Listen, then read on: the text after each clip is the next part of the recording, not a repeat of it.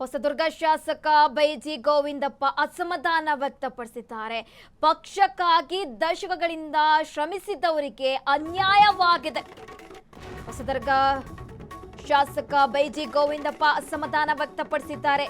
ಪಕ್ಷಕ್ಕಾಗಿ ದಶಕಗಳಿಂದ ಶ್ರಮಿಸಿದ್ದಾರೆ, ಅವರಿಗೆ ಅನ್ಯಾಯವಾಗಿದೆ. ಹೊಸಬರಿಗೆ ಮಂತ್ರಿಗಿರಿ ನೀಡಲಾಗಿದೆ ಎಂದಿದ್ದಾರೆ. ಆದ್ರೂ ಪಕ್ಷವೇ ತಾಯಿ ಸಮಾನ ಅಂತ ಹೇಳಿದ್ದಾರೆ. ಇಲ್ಲಿ ಶಾಸಕರು ಕುರುಬ ಸಮಾಜಕ್ಕೆ ಅನ್ಯಾಯವಾಗಿದೆ ಅಂತ ಅಸಮಾಧಾನ ತೋಡ್ಕೊಂಡಿದ್ದಾರೆ. ಹೈಕಮಾಂಡ್ ಇದನ್ನು ಸರಿಪಡಿಸಬೇಕು ಅಂತ ಮನವಿ ಮಾಡಿರುವಂತಹದ್ದು. ಸಚಿವ ರಘುಮೂರ್ತಿ ಭೇಟಿ ಬಳಿಕ ಇದೀಗ ವಿಶ್ವಾಸ ವ್ಯಕ್ತಪಡಿಸಿದ್ದಾರೆ. ಸಿಎಂ ಜೊತೆ ಕೈ ಜೋಡಿಸಿ ಕ್ಷೇತ್ರದ ಅಭಿವೃದ್ಧಿಗೆ ಶ್ರಮಿಸ್ತೇನೆ. ಸಚಿವ ರಘುಮೂರ್ತಿ ಭೇಟಿ ಬಳಿಕ ಗೋವಿಂದಪ್ಪ ಈ ರೀತಿಯಾಗಿ ಹೇಳಿಕೆ ಕೊಟ್ಟಿರುವಂತಹದ್ದು. 1972ನೇ ಇಸ್ವಿಯಿಂದ ಇಲ್ಲಿವರೆಗೂ ಕಾಂಗ್ರೆಸ್ ಪಕ್ಷಕ್ಕೆ ಮತ ಹಾಕೊಂಡು ಬಂದಿದ್ದೀವಿ ಮತ್ತು ಹಾಕಿಸ್ಕೊಂಡು ಬಂದಿದ್ದೀವಿ. ಪಕ್ಷನ ಕಟ್ಕೊಂಡು ಬಂದಿದ್ದೀವಿ.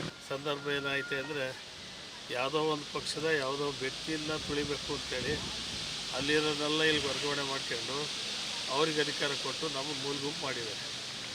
ಯಾರೋ ವ್ಯಕ್ತಿ ಮನೆ ಸೇರ್ಸೋಕ್ಕೆ ನಮ್ಮನ್ನು ಮನೆ ಸೇರಿಸಿದ್ರು.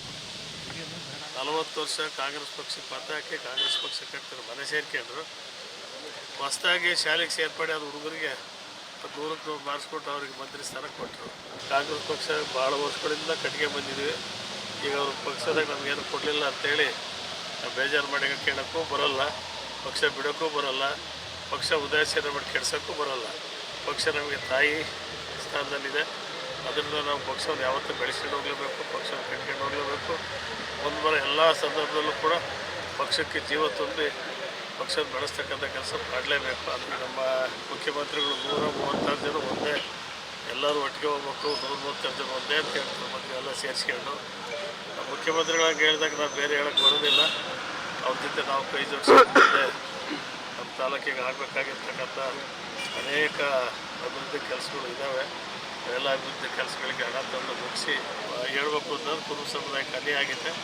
ಇದನ್ನು ಹೈಕಮಾಂಡ್ ಪರಿಗಣನೆ ತಗೊಂಡಿದ್ರ ಬಗ್ಗೆ ಎಲ್ಲಿ ಲೋಪ ಆಯ್ತು, ಯಾಕೆ ಲೋಪ ಆಯ್ತು ಅಂತೇಳಿ ಪರಿಶೀಲನೆ ಮಾಡಿ ಹೈಕಮಾಂಡ್ಗೆ ಇದ್ರ ಬಗ್ಗೆ ಮಾತಾಡಿ ಇರೋ ಒಂದು ಸ್ಥಾನವನ್ನು ಮಹಿಳೆಯರು ಕೊಡಬೇಕು ಅಂತಕ್ಕಂಥ ಅಪೇಕ್ಷೆಯನ್ನು ಪಕ್ಷ ಇಟ್ಕೊಂಡಿದೆ.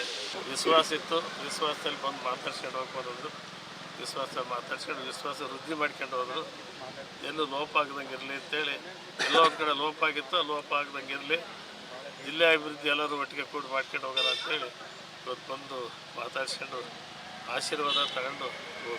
ಭದ್ರಾ ನೀರು ಬಿಡಿಸ್ಬೇಕು, ಭದ್ರಾ ಮೇಲ್ದಂಡೆ ಶೀಘ್ರವಾಗಿ ಚಿತ್ರದುರ್ಗ ಜಿಲ್ಲೆಗೆ ಹರಿಸ್ಬೇಕು.